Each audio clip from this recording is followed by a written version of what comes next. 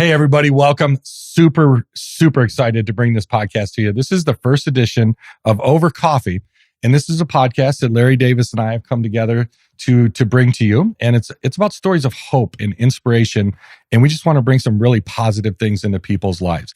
So we have an amazing guest today. Thank you so much for being here. We have Arizona Supreme Court Justice, William Montgomery. And his story is just off the hook. So let's get into it, sir. Let's just talk about it. And I mean, starting off, so you're a young man in LA, single mom, you got everything going against you. You know, how did you come out from that? Yeah. And so to give a little context too, I like to tell the joke for people who are familiar with geography around South Central. I was born in Linwood, and I went to middle and high school in Paramount. So I'm straight out of right next to Compton. All right. I love it. Straight out of right next door. Yeah. So my friends back home call me Just Ice. You might have to edit that out. I get it. So yeah, as a young man, oldest of three kids, my mom had myself and then a younger sister and younger brother. My father wasn't around much. And there were times where the only money we had was public assistance, welfare. Sure. I went to 6 elementary schools by the time I started the 6th grade. By the time I graduated from high school and started college, I'd moved 13 times. Wow. And not all of those moves were voluntary. Sure. Started 10th grade homeless. My mom and brother and sister were living with friends because my parents had split up again. And I was staying with one of my best friends in high school and his family. And the goal there was for me to be able to keep going to the same school with a history that I just shared. And so, so how did I deal with that? Well, a couple of things about that 10th grade, that first semester. One was, I remember showing up to get my class schedule the first day, and I'm standing in line. And I'm kind of hunched down a bit because my t-shirt was about a half inch above my pant line. Sure. I grew. Yeah. And my pants were about a half inch above my shoes. And I don't know if you guys remember the old Converse shoes. Oh, yeah. And they were Converse high tops, but my feet had grown. And so I split the shoes. Now, trying to be smart, because I had that red piping around the shoe. I decided I was going to use some red thread and sew up my shoes, but that piping is horizontal and my sewing was vertical. So I had like Frankenstein shoes. Sure. So I'm standing there in line with my feet together so nobody can see the inside of my shoes. And I'm kind of hunched down trying to deal with my high water pants and shirt. You're just trying to stay out of the scene. You don't want anybody paying attention to you. No. And I'm thinking, okay, I need to get through this day. Yeah. I'm at school. This is where I need to be. My mom's constant mantra was, you need to get your education. This is where you're going to have your chance, your opportunities. And so the thought that came into my head, I'm looking around, and it wasn't a very affluent high school for sure, but I'm thinking, okay, I can't compete with the best dressed. I'm not going to lose I'm going to lose the contest on whose family has the most money. I said, but I can probably study harder than anybody else here. Sure. And I'm not going to take a test that's going to ask those questions about what's the label on the clothes that I'm wearing. Okay, if I work hard, I think I can make this. I think I'm not going to pay any attention to my clothes and any of that. I'm just going to work hard. And I remember during the first few weeks that semester too. So my friend, I kicked his younger brother out of his lower bunk of the bunk beds. I remember laying there one night looking up at the springs of the mattress thinking, if I fail, it's okay. If I fail, that's what's expected. Because anybody else in this circumstance, that's what would happen. And so then the contrary part of my nature said, all right, so you know what? I'm not going to fail. Right. I'm going to get straight A's. Yeah. That was the first semester I got straight A's in school. Wow. So this just is a 15-year-old kid that this is happening, or 14 years old even. Yeah. That's amazing. Yeah. And, I had this sense too. I'm Catholic. I'm a person of faith. I had this sense too that God was not going to let me down. That even though my father was in and out of my life, that I had a father who loved me. And it's easier for me to put this into words today. I'm going to turn 57 this year. Sure. So I've had a lifetime of experience that I can look back on it and I can put these kinds of things into context. And that in some ways that was another source of encouragement, that I felt this. I probably couldn't have. There's no way I could have put it in these words back then, but Sure. I felt it. So, I just stayed focused on that. I got to play varsity football with a bunch of kids there who were from similar backgrounds, and we just wanted to work hard. Yeah. I wasn't the fastest. I wasn't the biggest. So this is almost a theme for you. I mean, looking at what you've accomplished in your life is work. So, I mean, you started working it as a sophomore, and then, I mean, we're going to go into the Army and West Point and being an attorney and that progression. But every one of those things just involves dedication and work, right? Yeah. And focus, dealing with what you have to do to succeed. And maybe that's one other thing that I would draw from growing up and what I got from my mom. Probably one of the biggest lessons learned that stays with me to this day is that circumstances are what we deal with. Sure. They do not dictate who you are or what you can become. Sure. And at every phase of life, whether it's studying, it's starting out in a career, it's starting a business, at home with kids, with your wife or your husband, there's always circumstances. There's always something going on that's going to present challenges. Yeah, that is life. And so it's, what do you do? How do you respond to that? Are you going to be a victim of circumstances, or are you going to treat those circumstances as providing opportunities, either for personal growth or for interacting with others around you and helping to lift them up, or being part of overcoming a situation? It's work, it's focus, it's dedication. It's taking the talents and abilities that you've been blessed with and applying it in a way to make a positive difference. So when you were growing up, were you around going to church full time and around positive people that you looked up to? I went to Catholic school through second grade. Didn't really go to church regularly for a few years after that. I was an altar boy for a while, but our family did not regularly go to mass, and it wasn't until I got to West Point that I started going regularly myself. I did have the benefit of having friends who had fathers that were around regularly, and I could see the interaction that they had with them.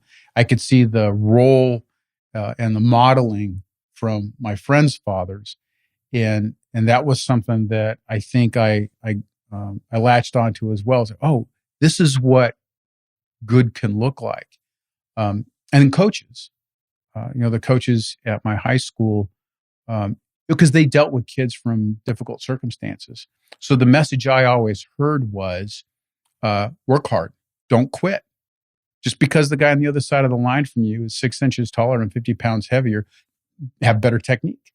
And so I guess I would say that, the message I heard was a positive one, and one that kept drilling into my head. Don't assume or let yourself be overcome by those circumstances, by what someone would say, oh, you can't do it. My senior year on the football team, we had 7 returning seniors because the prediction was we were going to finish last. We weren't going to make the playoffs. It was going to be a bad year. We had 7 starting sophomores. Oh, wow. Yeah. We finished the regular season winning record. We went to the playoffs. That's fantastic. We got drummed out after the first round, but we made it. And it's funny, talking about this. I have these memories of walking off of the field afterwards, and it was a tough defeat. We lost 39-6. The last game, right? The last game. Yeah. I remember walking off though, and saying, "Don't ever tell me what a group of people who are willing to work hard can accomplish." Because we were told, in fact, some of my senior classmates who had played football the years before didn't come out that year because they didn't want to be part of a losing program. Wow. And they lost. So you're in high school. What drove you to pursue a military career? So, I mentioned we didn't have a lot of money. Yeah. There was no way I could go to college without some kind of a scholarship.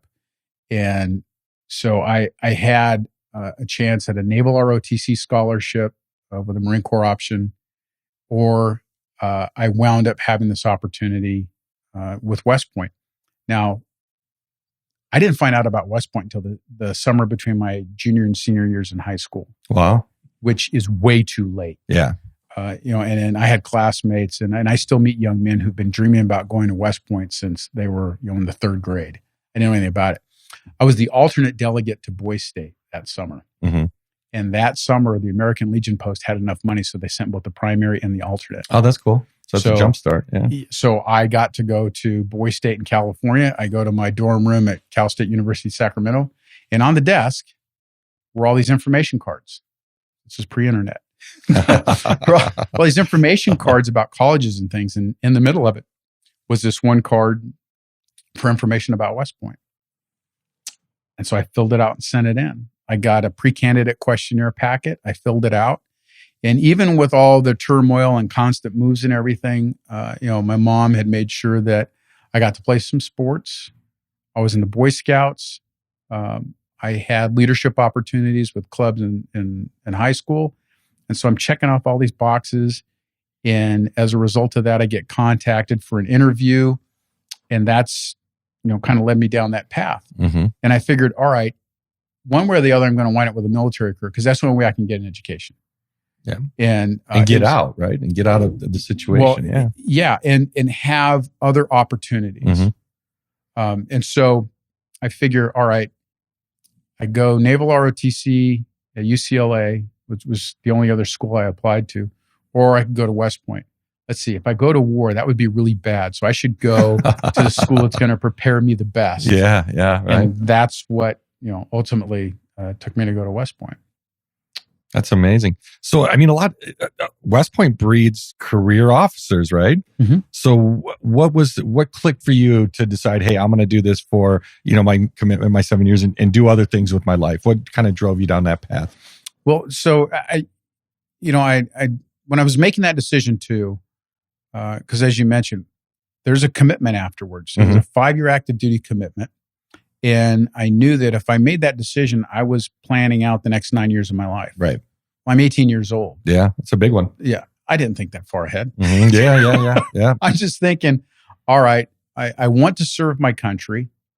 No other country in the world would have given a kid with my background that kind of a chance. Sure. I had no military pedigree. My father wasn't a captain of industry. Mm-hmm. We had no money. I didn't know the congressman who appointed me or who nominated me. So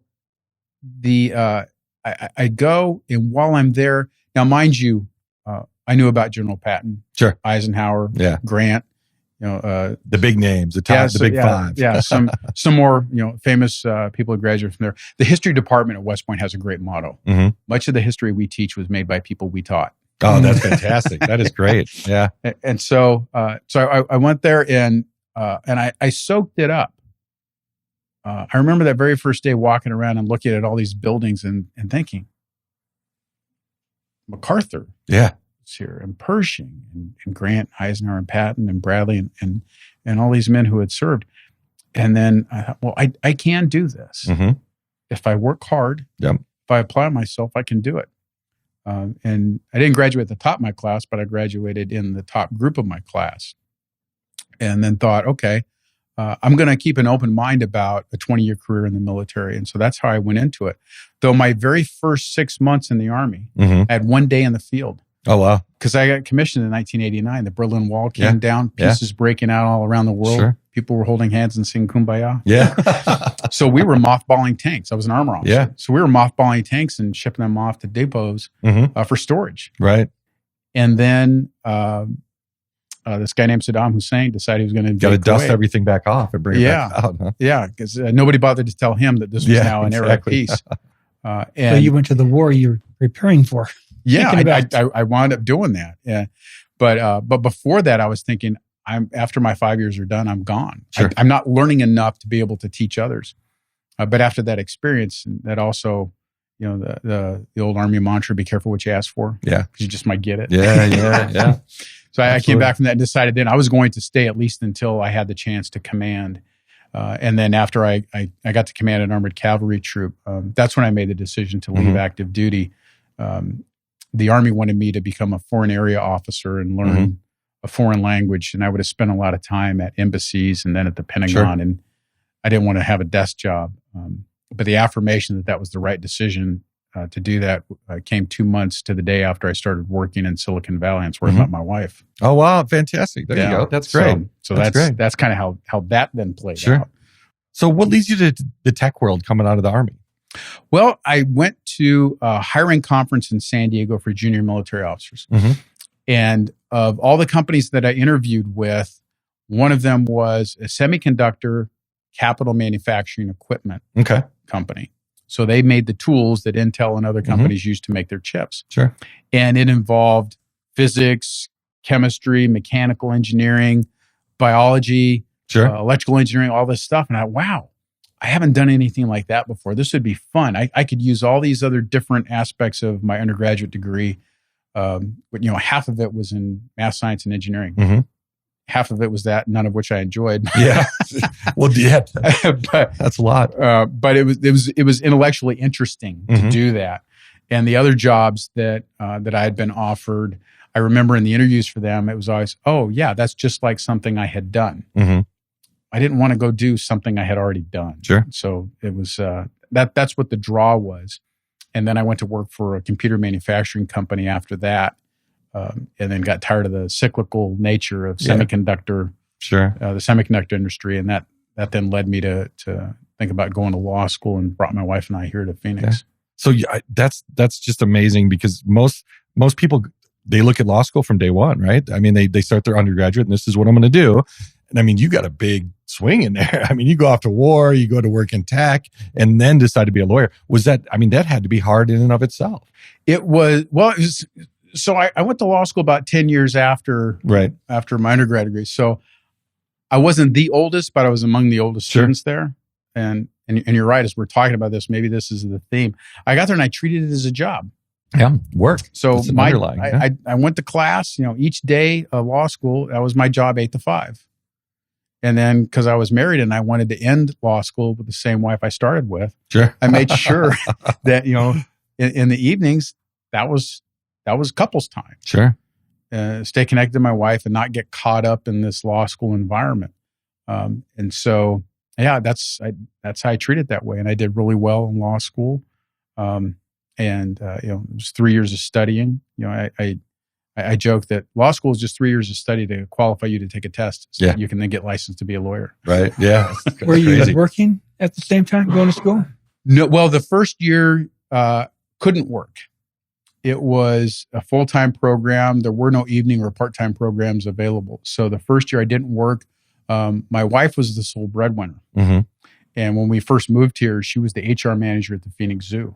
Oh, that's kind of cool. That's really cool. Yeah. And just this last Christmas, we went to Zoo Lights and to see how that has grown. Oh, it's great, isn't it? Since the first time we went, I think back in 98. It was amazing. But she was the HR manager there. And I like to tell that story. And she wound up leaving from that job because she figured out that their emphasis was on AR, not HR. Yeah. Yeah. So I did. My second year, I did intern in the summer with a civil firm. Had a great time doing it. And that was more or less kind of like, now that I'm in law school, let's see which area of the law I enjoy the most. Because this is my third career. I had to pick one and stick with it. Because I wanted my wife to stick with me too. And then I had an interest in prosecution. I thought going to law school, I wanted to be a prosecutor. So for my third year, I competed for a fellowship, the Truman Young Prosecution Fellowship, and I won it. So my last year, I worked at the City of Phoenix, Maricopa County, the Attorney General's office, and then the U.S. Attorney's office. So I did that throughout that last year, and then wound up going to work at the Maricopa County Attorney's office as a result of all of that.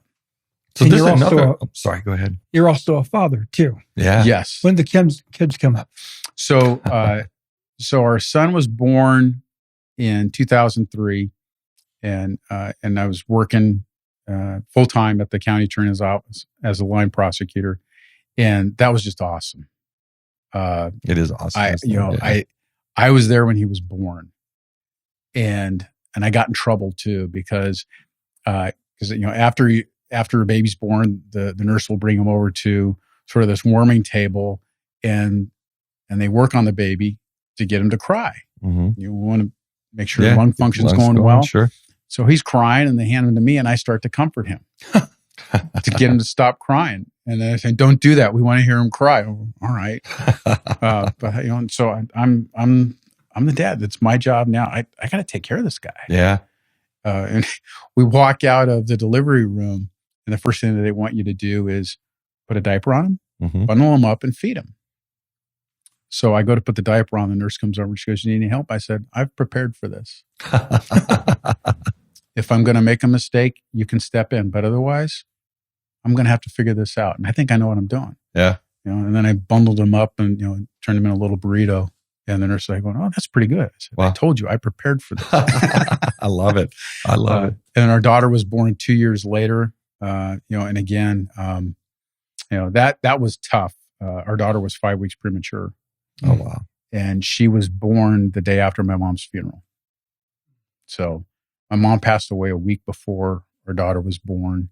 And when I say, in 1 week, I helped my mom leave this world and fought along with our daughter to bring her in.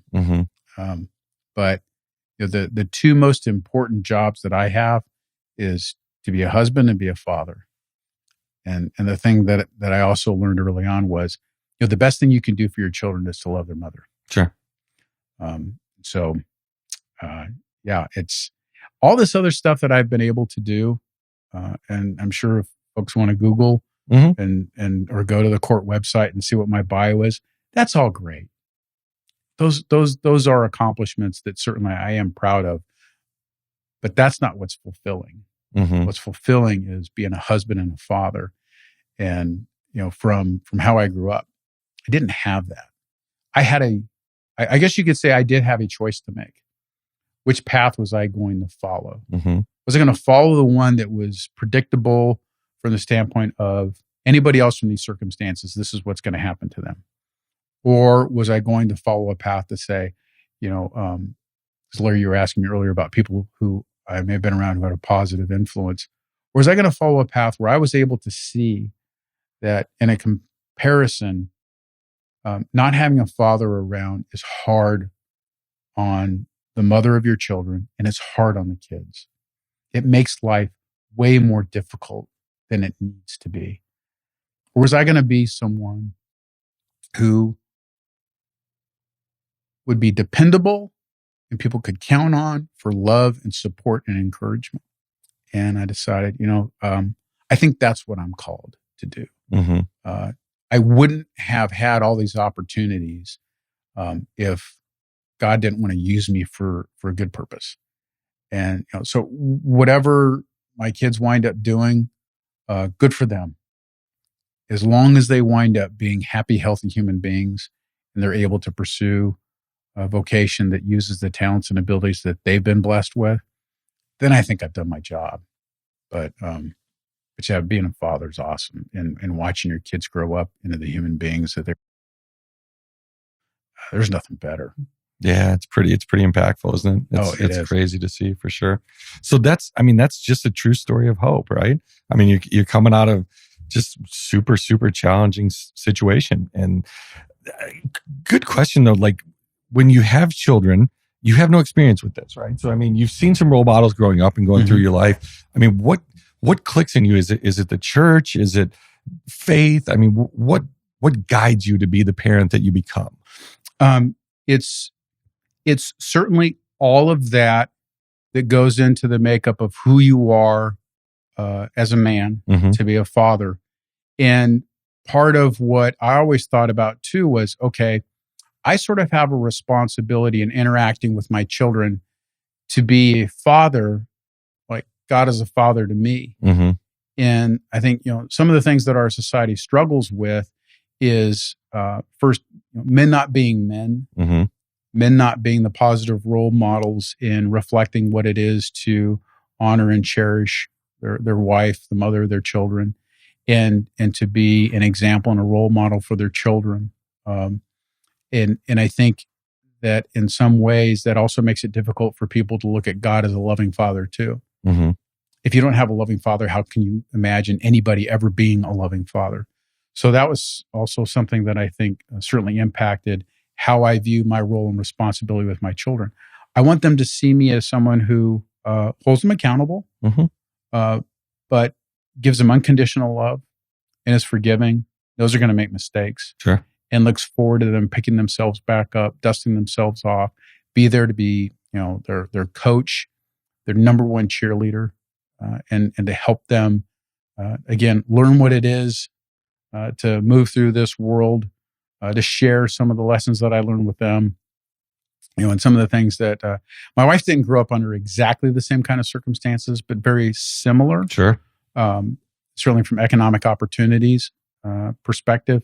But we also try to impart to our kids that you benefit from the hard work we've put in over time to give you some of these material opportunities, but never mistake the fact that just because you've had these opportunities guarantees you success. Mm-hmm. And do not make the mistake that just because you've had these opportunities makes you better than anybody else or makes you better than people who haven't had them.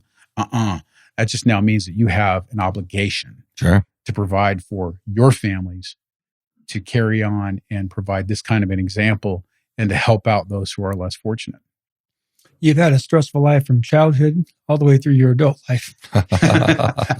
Yeah. I don't know if I'm a stress magnet or what. So are you part of any groups, support groups, or people who still guide you, counsel you, and you get direction from? So I I go to mass every week. Mm-hmm. And take advantage of that opportunity to focus on my relationship with God, to give thanks and praise. So that's one big source for helping to deal with stress and what life can throw at you. And then I have friends who I don't get to be with as often as I'd like. I'd include you on that list, who also are really good examples of people who've overcome their own set of circumstances and help keep me grounded. I don't have a fan club. I've never been comfortable with that because I also believe that I would rather be someone that God lifted up than someone that God had to knock down. So I'd rather be humble than be humbled. Sure. Yeah. And so I have friends that I'll get with occasionally, even if it's just for lunch every few months or so, just to check in. How's the family doing? And then kind of discuss where we're at in life at that point. A lot of the work that I do right now on the court, I can't necessarily share. Sure. But there's enough other stress, and, having kids in college to deal with. So we'd be a little bit amiss if we didn't kind of finish some of the story, right? Because now we've gotten through you being at the prosecutor's office, but there's some progression past that. So, how was that balance? And tell us a little bit about where you progressed to. Sure. So I worked at the county attorney's office for a few years. My wife's expecting our daughter, and prosecutors don't make a lot of money. Yeah. So I left the office and went into private practice. And that was about the point in time when my mom was diagnosed with lung cancer. Oh, wow. And so I put the practice law on hold, and the firm I was working at, they were great. Mm-hmm. They were very understanding. And then, helped take care of my mom with my brother and sister until she passed. And then our daughter was born. And so that was the perfect time to run for Attorney General of Arizona. Yeah. Wow. Right? So I was the Republican nominee in 2006. And Sure. I like to say the outcome of that election allowed me to go back to the county attorney's office. But in the midst of that, too, I did some advocacy work for crime victims. Mm-hmm. And had some exposure doing that type of representation. Wound up going back to the county attorney's office in 2008 and became a supervisor. Mm-hmm. And then that was around the time when the county attorney then resigned to run for attorney general. And so there was a special election. Mm-hmm. And I looked around at folks who were thinking about serving as county attorney and didn't see anybody I wanted to work for. Oh, wow. Okay. And I don't mean that in a negative way. No, absolutely. I had all these years of leadership training experience from West Point and the Mm-hmm. Army. And there were a lot of issues with the organization of the office and its relationship with other county officials and the public at the time. And I think I know how to fix this. Yeah. I think I It's know. almost a calling. You built up to that. Yeah. And I think it's a fair way to say it. At that point in my life, I think I had the leadership training experience and I had an idea of how the office could work to maximize opportunities for people who wanted to work there. It's a public job. You're not going to get paid a lot of money. Sure. But the people who work there, who still work there to this day, are dedicated and want to do a good job. So I ran for it. I won my primary by 13 points, which folks were astounded at. Yeah, but that's fantastic. They didn't see all the hard work. Right. For 6 months, I'd gone around to all these different clubs and organizations. The shaking hands and kissing babies thing. Yeah, right? and pitching that, here's my experience. Here's what I can do. Here's what the office can look like and how it can serve the community. And then I got elected. And I served in that job for 9 years. Won 17 national awards for all kinds of different programs.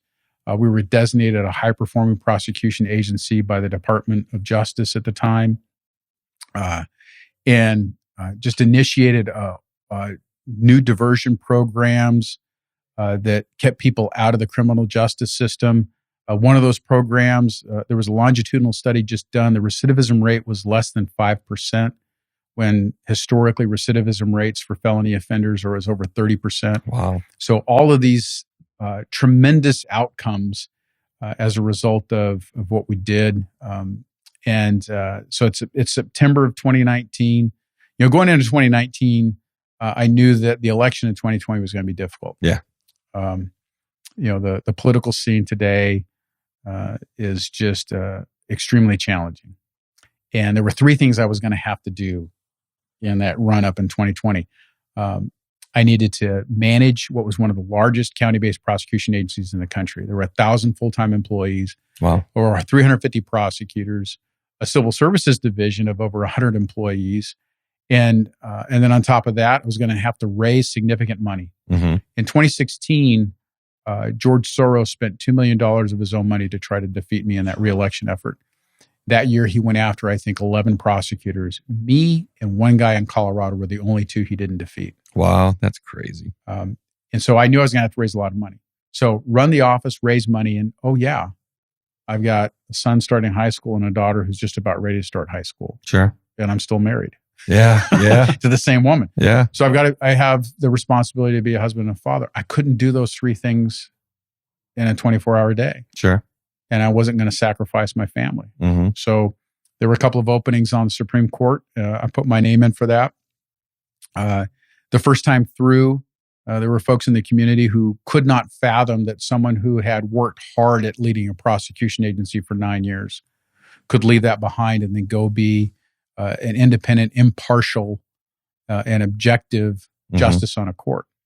And my response to that was, well, that's because you're misperceiving the dedication to doing a good job as being the dedication to only doing one job. And over the course of my life, I'd taken oaths of office to do different things, and that dedication and hard work was to do a good job wherever I was. And so, I made the argument where I needed to that, no, I work hard to be a county attorney. I'll work hard to be a good justice on the Supreme Court too. Those two things are not mutually exclusive. And Governor Ducey appointed me to the court in September 2019. I've been there ever since. Congratulations. That's an amazing story. Yeah. Who would have thought that, a kid who, had a father that did time in federal prison would one day be just outside Compton. And then be responsible for administrating a justice system. Yeah, that's just absolutely fantastic. Well, we super appreciate your time. Anything you want to add in, Larry, to closing out? What's the one thing you're grateful for? My family. I'm grateful for my family because given where I came from and what I experienced growing up, it truly is a gift because I have no right to have expected to be blessed in that way. Here I am. Absolutely fantastic. So that's Over Coffee. We really appreciate you guys for being here. Larry Davis is here with me, and Arizona Supreme Court Justice Montgomery. I appreciate you, sir. Thank you, Mr. Thanks, John. Mr. Montgomery, for being here. And what a killer story of hope and inspiration. Well, thank you. Absolutely. Thank you. Thanks for joining us. Thanks, Larry.